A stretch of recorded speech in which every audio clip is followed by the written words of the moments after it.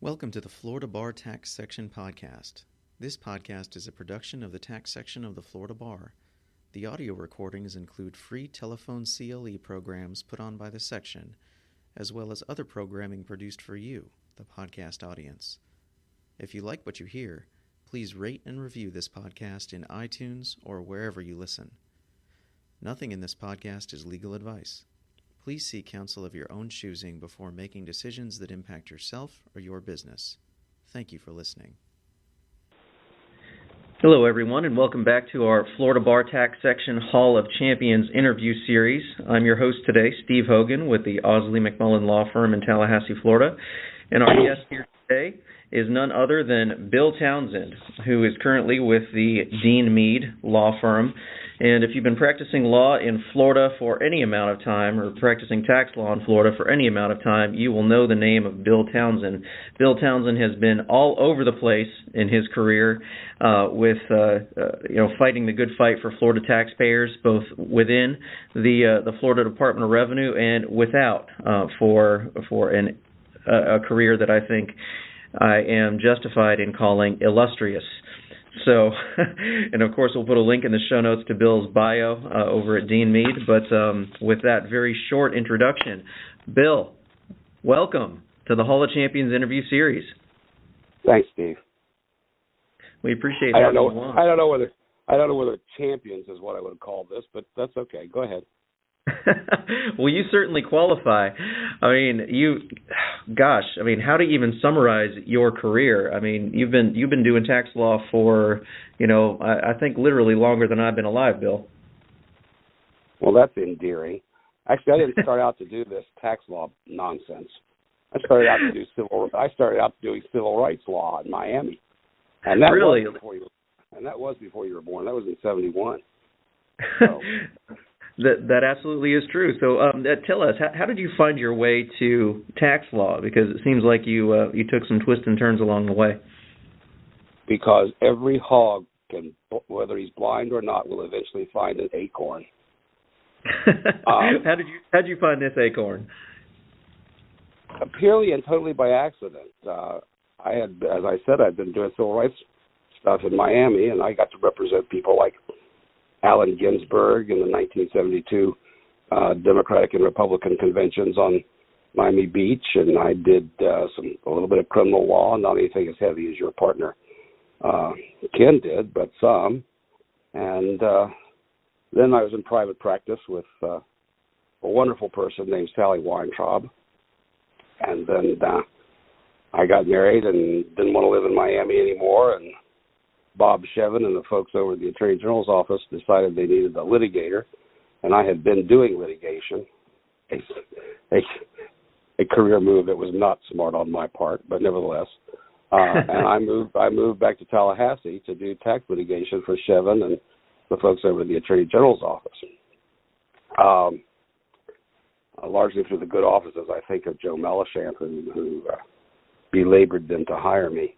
And so I did that from 77 to 80 when your partner, Bob Pierce, rescued me from litigation, and I became his deputy general counsel at the department. And then from there to general counsel, and from general counsel to working for the downtrodden taxpayer. So it's been a checkerboard career, but nevertheless it's been a great run. What a long, strange journey it has been, but it's been a great one as far as I'm concerned. Absolutely. Bob Pierce, who has taught me everything I'd like to forget about tax law in the course of my relatively short career to this point, was the first general counsel over there at DOR. Were you the second? Did you immediately succeed him once he popped out? No, we had Larry Levy was in between us for a short period of time. Okay, well, you were still one of the very first general counsels that the Department of Revenue ever had, isn't that right? Yeah, because Larry spent a lot of his time doing ad valorem tax, for which he is famous. Bob had spent a lot of his time doing corporate income tax, for which he was famous. And I got sales tax and the services tax and the death of unitary tax and rewrite of the department's approach to the property appraisers. It was a good long run.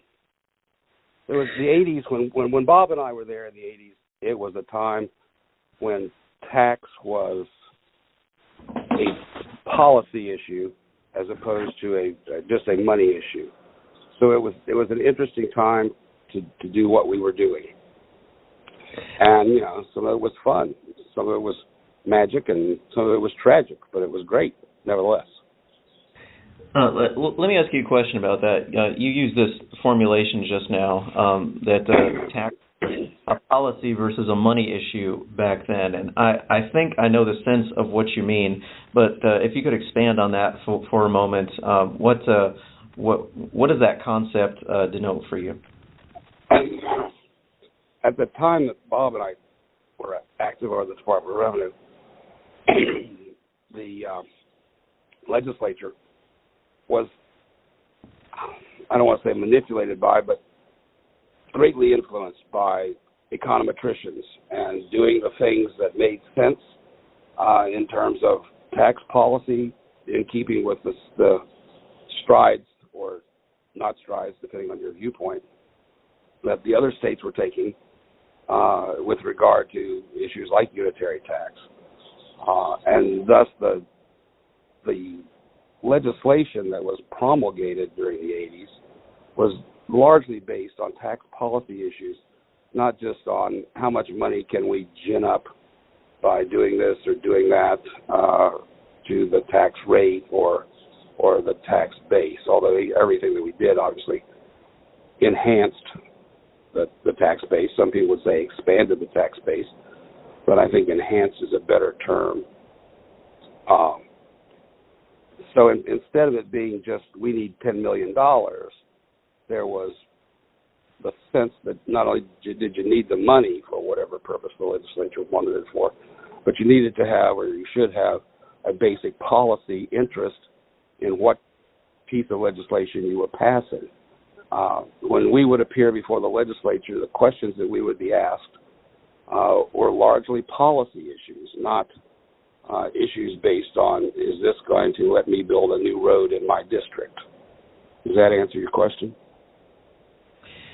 Yes, and it's really interesting to talk with people like yourself with that sort of perspective, because I will call it latter-day tax lawyers, people who've come out in the last decade or so. I'll include myself in that. It doesn't even occur to me, frankly, and I think I'm not unique in this, that a tax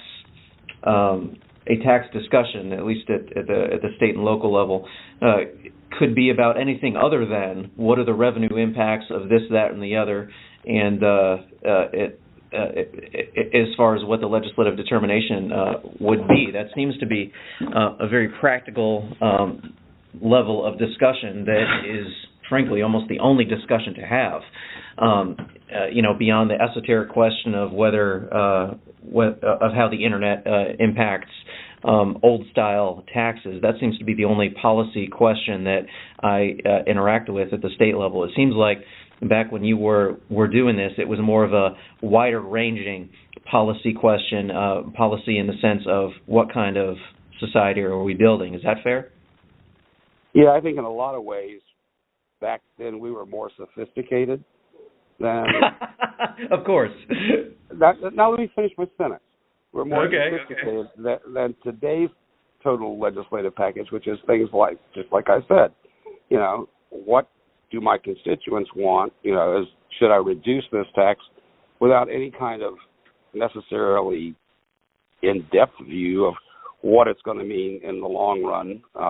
Does this mean some other legislature is going to have to come back and do something more dramatic, like maybe restore the intangible tax, which would be just chaos, those kinds of things.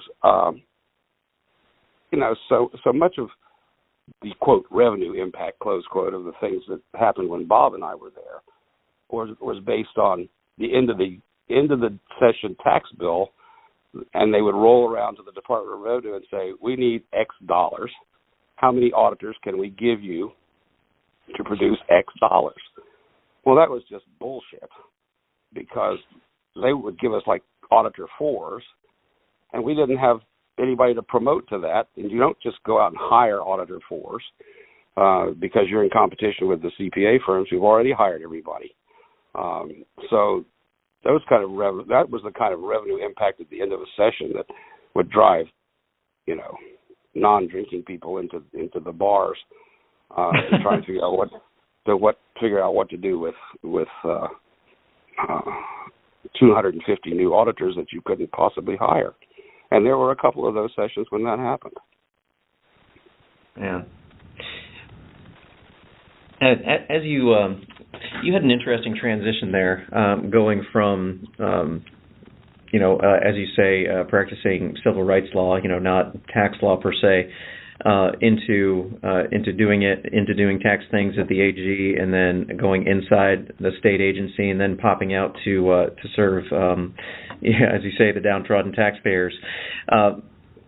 With that breadth of experience, with those changes, if you will, in the way that you were practicing and the focus of your practice, as you look back, what are some formative experiences along the way that impacted and changed the way or formed the way that you approach this area of law? The most dramatic was trying to figure out billable time.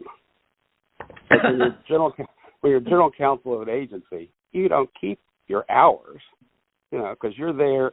Everybody thinks you're there from 8 to 5, which is bullshit, because you're there for a lot longer than that. There were times when we were at the office until midnight and 2 o'clock in the morning drafting rules, although the people on the outside thought we were just crazy, but or overreaching or grasping or whatever. So in terms of those changes that impacted my life, I learned a lot about how business thinks when I was with the Department of Revenue. Unlike today's tax lawyers, back in the 80s and maybe early into the 90s, we were much of the mind that we were all in this together. That if there weren't tax laws, there wouldn't be audits. If there weren't audits, the Department of Revenue wouldn't have anything to do. Of course, if there weren't tax laws, the department wouldn't have anything to interpret. But by the same token, if none of those things happened, the CPAs and the lawyers who were doing tax law would have nothing to do. It would just be a numbers game of where you're going to put your deductions or your exemptions, and then what are you going to do with them after that? So there's not I think the biggest transition that I've seen is the lack of camaraderie in a lot of areas that there used to be between tax lawyers and tax administrators. There are still places where you find that hanging with tax administrators can be, an educational function, just like they learned from us. But it was not necessarily as adversarial in a more bitter sense, the way that it is in some places today and with some firms today. So I would say that the transitions have been from not knowing what business was thinking to learning a lot about what business was thinking and trying to apply it in a way that makes sense to both the tax laws when you're inside the department and what makes sense to the taxpayer when you're outside the department. That's a wordy way of saying that. I appreciate that perspective. Let me ask you this: when it comes to that sense of, you use the word camaraderie. I mean, you could use the word cordiality, or frankly, even professionalism, to describe the interaction between. I can't speak for CPAs, but between tax lawyers representing taxpayers and tax administrators and the lawyers working for those the Florida Revenue and the IRS. It seems to me that at least the way that I've learned to practice, here in my firm, that it doesn't do any good to create an adversarial relationship, an adversarial emotional tone, if you will, between the revenue administrator and yourself as the tax lawyer. It seems to me to be a mistake to do that, and it doesn't serve your clients very well. And I think it just makes the world just a small percentage worse every time you do that. So at least I know that I've learned from Bob to keep a very good professional level with these things. Do you think that trace of bitterness that can sometimes come in, because I've certainly seen it, I've certainly been tempted to go there sometimes. Do you think that's client driven, or is that lawyer driven, or is that firm culture driven? What do you think about that? That's interesting. Because there have been waves of that. There was a time in the 90s when multi-state tax was highly adversarial between the states and the taxpayer. Everybody took shots at everybody in their speeches when they were making presentations, and it got kind of acrimonious at times. Lots of times there was even some personal bitterness involved. I think that those days are over. At least I hope they are. I think some of it is firm culture as well. Let's pick on your firm a little bit. When I was counsel, we used to always enjoy the Ausley firm coming over because we knew Ken was going to come over with some ridiculously complicated discussion about cap rates. And then we knew that Doobie would come over and he would make his irate taxpayer speech, and we would all, choose up sides and settle. Because we all knew each other. It was a different kind of feeling than it got to be in the 90s. These days, I think that a lot of the acrimony between the departments and the taxpayers has gone away, largely because I think that the departments have become more professional, and I think that the people at the top of the administrative professional group and as well as the lawyers and the CPAs are much less antagonistic than they used to be. There's some people who are up and coming in the profession who think that they can make their bones or make their reputation by attacking departments of revenue. I think that's totally unprofitable. I think that leads to bitterness on both sides, and I think that's an unfortunate thing. It does not help the client. You get a reputation before the Department of Revenue of being a pain in the ass to work with because you're always attacking them, then they're going to look twice at each one of your clients that come in and say, well, is this a legitimate issue, or is this just this asshole sounding off again about how bad the department is? I think that's a disservice to the client. Not to say that there aren't people in administrations of revenue who are deliberately antagonistic as well, and you go, oh, if I ever never have to go to Iowa again with a tax issue, it'll be too soon. Those things happen. There's personalities that come into play, but I think that on the whole, people are better served being realistic about their arguments and being realistic about their interpersonal relationships with the people on all sides. Absolutely. God, I sound like an old philosopher. How amazing. I knew you would. So that's why we were so hot to get you on here. While we got you on an old philosopher kick, let me ask you this question. What advice do you wish someone had given you when you started practicing?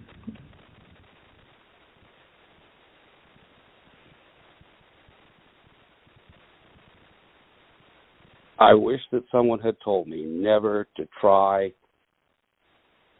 to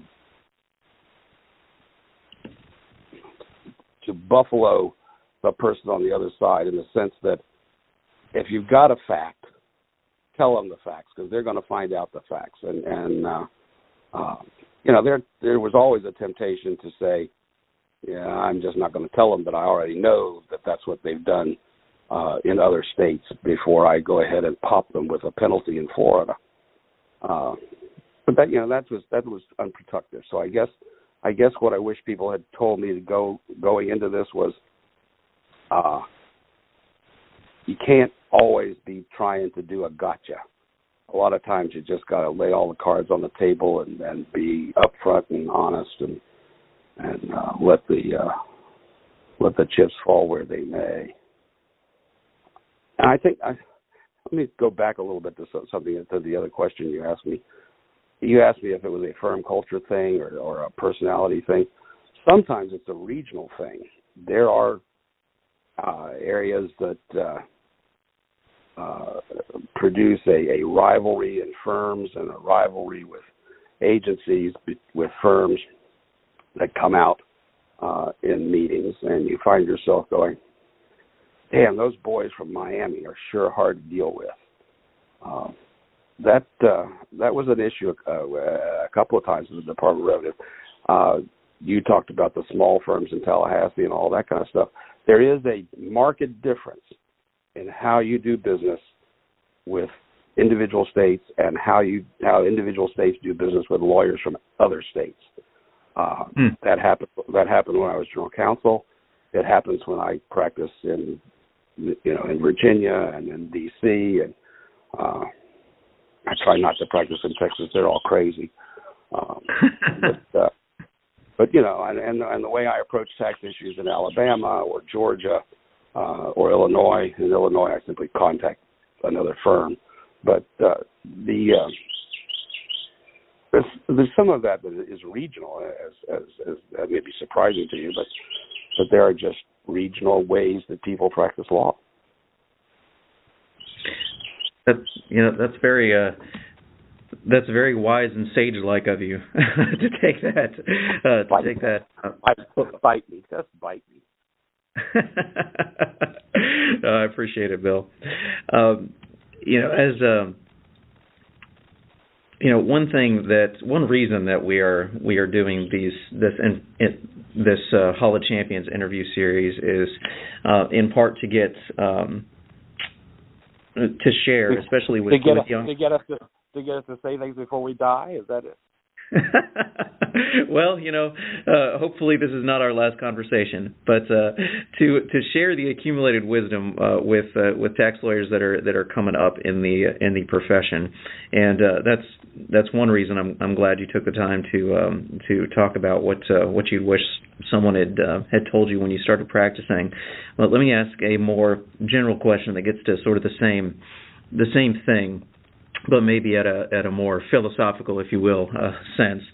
What makes a good tax lawyer, in your estimation? Honesty.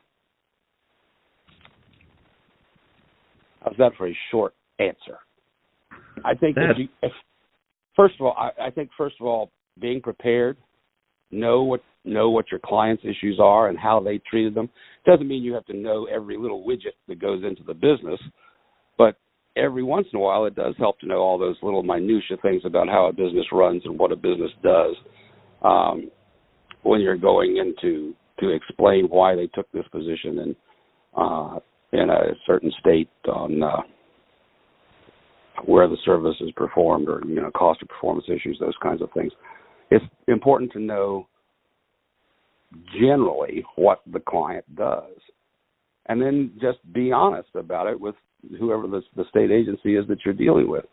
If this is an issue that goes to whether or not they're going to continue to expand their business in the state, then tell the department, this is not a going away issue for us. This is an issue that's going to be around for the next 20 years because we tend to expand, blah, blah, blah.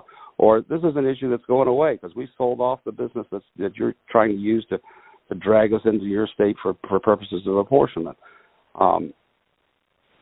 Be as upfront with the department as you can if you're planning to do this on a regular, recurring basis.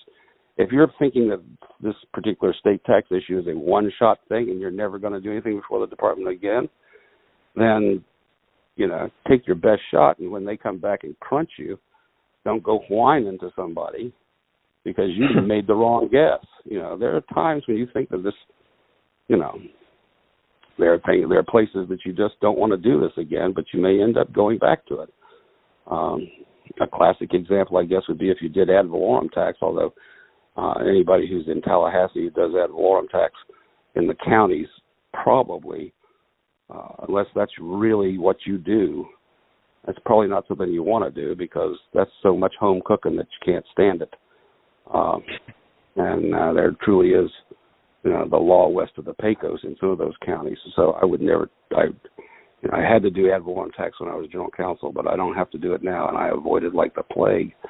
But it's a matter of knowing what your client does, knowing why your client made that choice of apportionment, and just being straightforward about it.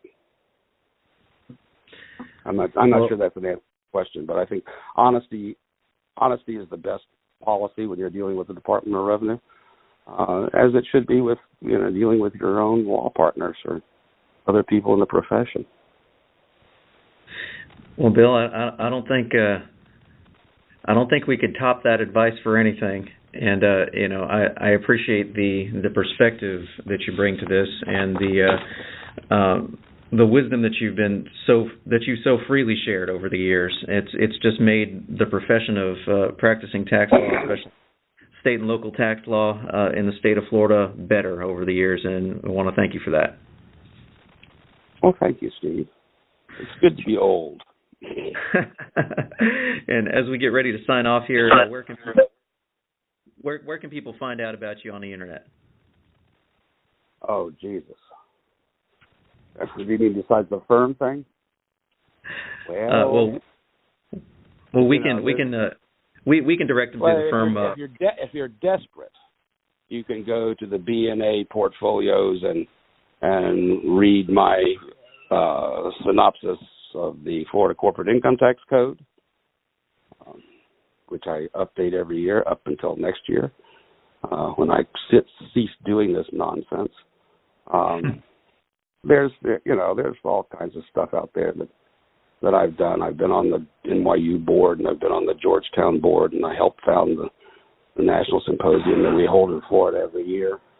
And this year they gave me a Lifetime Achievement Award, which is kind of like saying, here's your award, go off to the elephant's graveyard and do not bother us again.